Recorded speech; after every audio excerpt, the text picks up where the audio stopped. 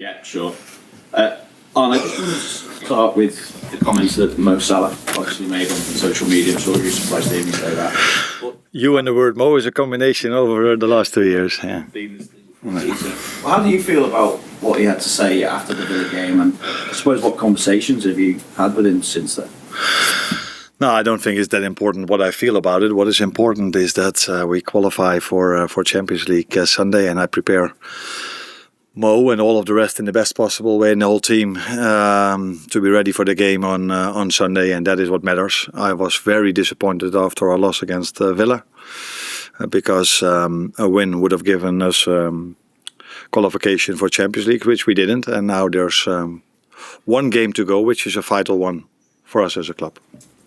Those comments, though, are seen as a personal criticism of yourself. So taking that into mind, and also given the fact that after the Leeds game this season, when he gave an interview, he was then subsequently left out of the team.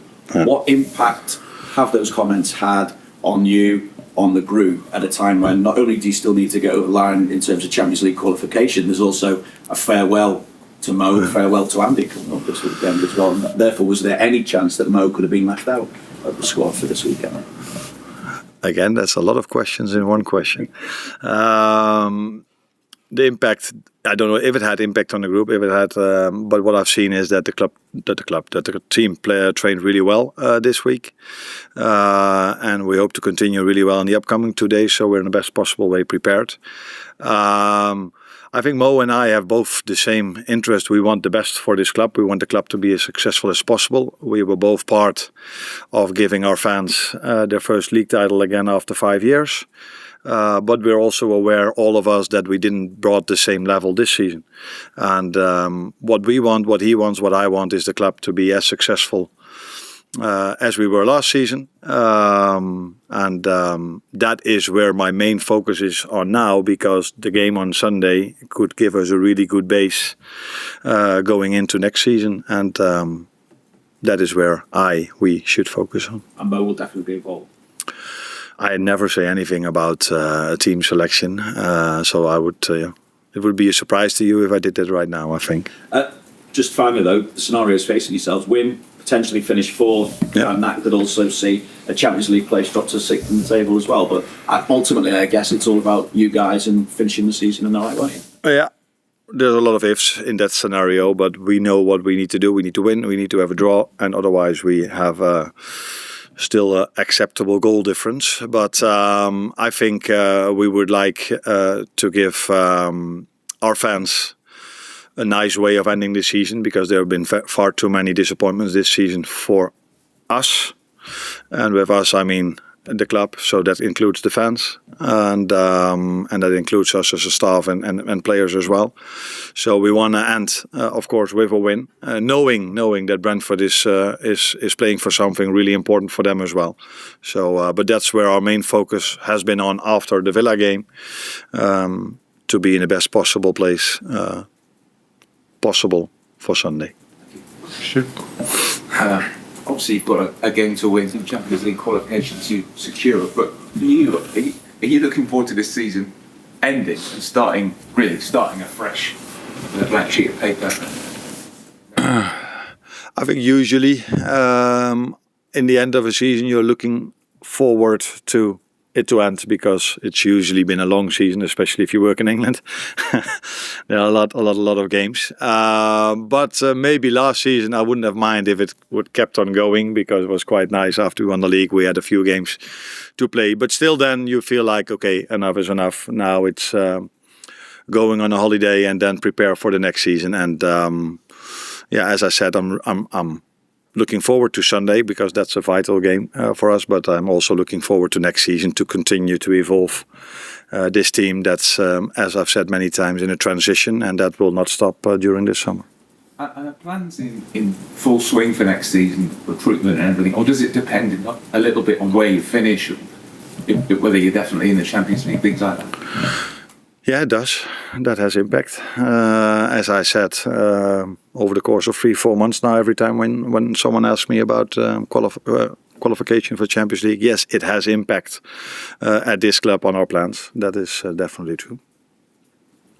Hi, Arne. Just following on from that.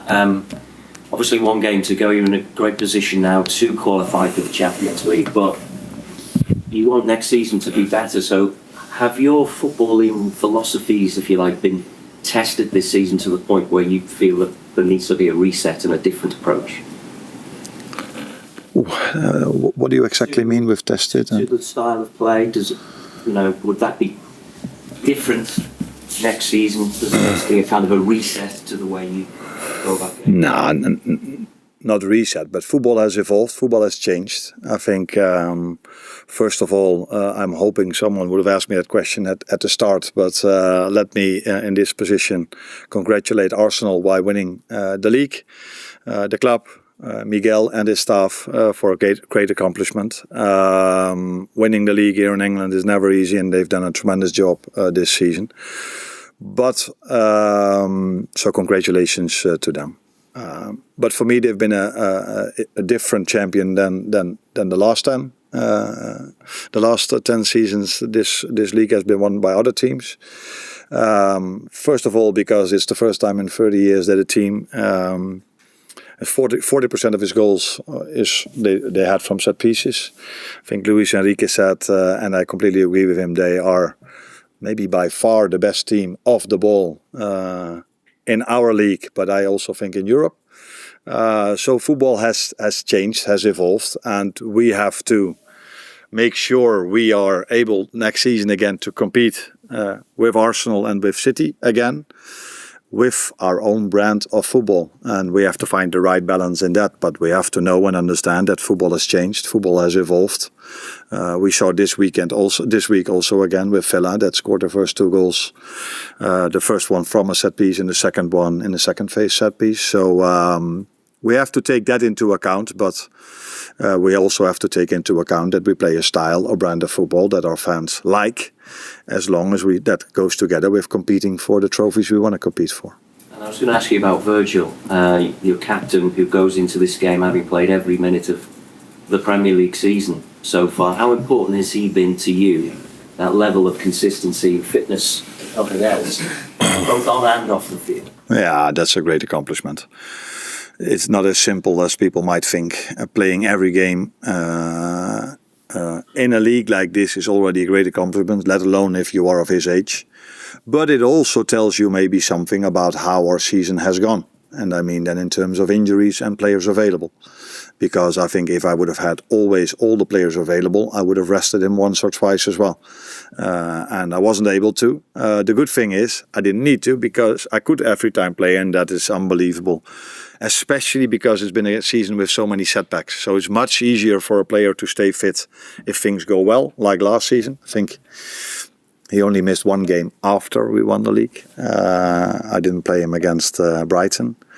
But in a season where we've had so many setbacks, so many disappointments, it's even a bigger accomplishment to stay fit and stay available, even more at his age. Although the way he takes care of his body is probably younger than his age tells us.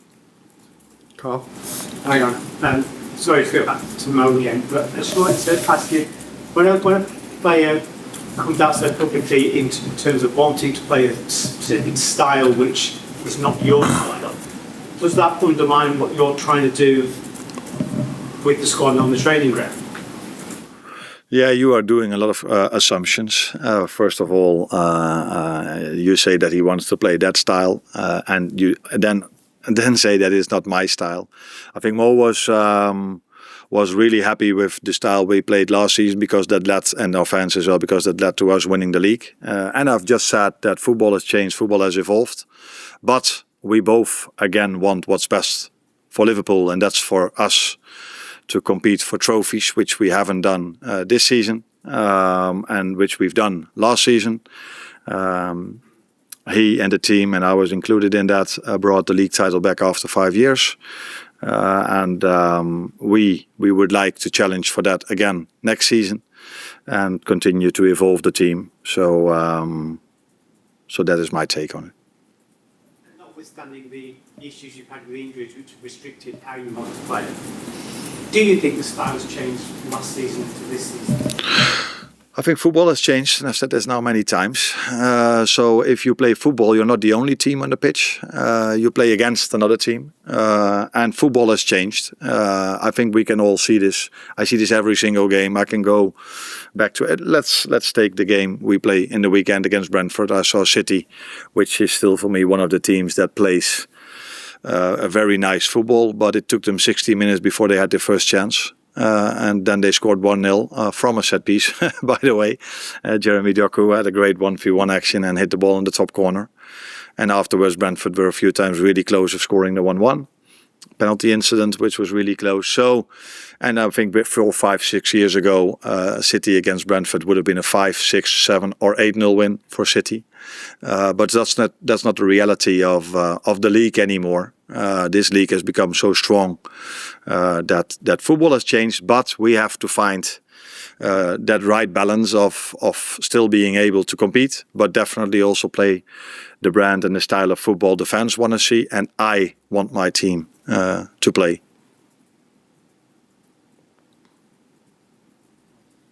Hi Arne, you're talking a lot about set pieces again. Let's talk about defending set pieces, because Liverpool have conceded a goal from set piece in the last 3 games.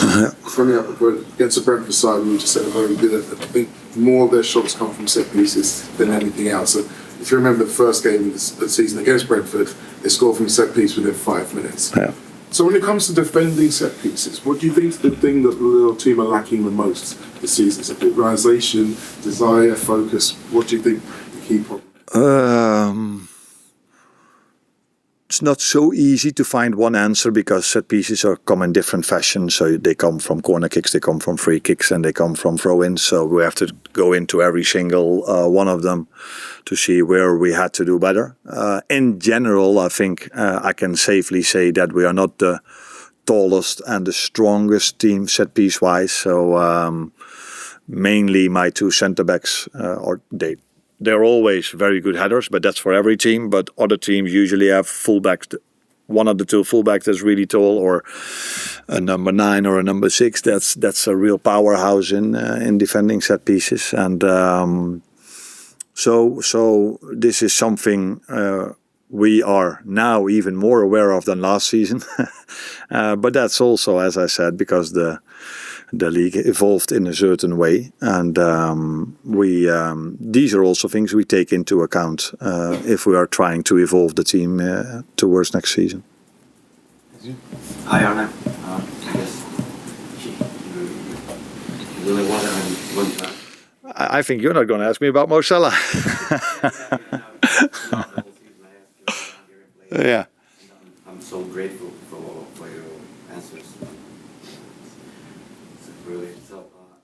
You could do it like this as well, Vinny, yeah?